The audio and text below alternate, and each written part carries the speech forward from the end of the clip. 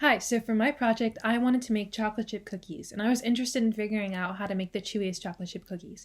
So in my first batch, I made my cookies with 1/3 cup of white sugar and 2/3 cups of brown sugar, and I also used softened butter. For my second batch, I used melted butter instead of softened butter, and I used 1/4 cup of white sugar and 3/4 cups of brown sugar. So I had a higher ratio of brown sugar in that second combination, or that second form of the recipe, and I found that they turned out pretty similar. They were both pretty good, though I did like the chewier ones better, as I suspected in my hypothesis, which was that the second batch would be chewier. However, I also expected the second batch to expand more, which it didn't.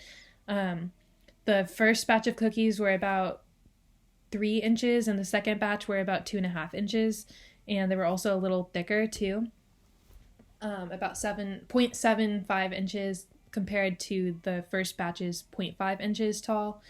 And all around, the cell size was slightly smaller on the chewier ones. And um, overall, it seemed like because the brown sugar is more packed, perhaps that caused them to expand less.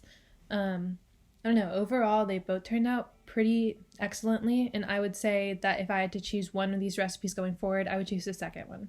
Though I'm not sure how much effect the melted butter had on the recipe. If I were to do this recipe again, maybe I would just isolate one variable and see if it makes that much of a difference.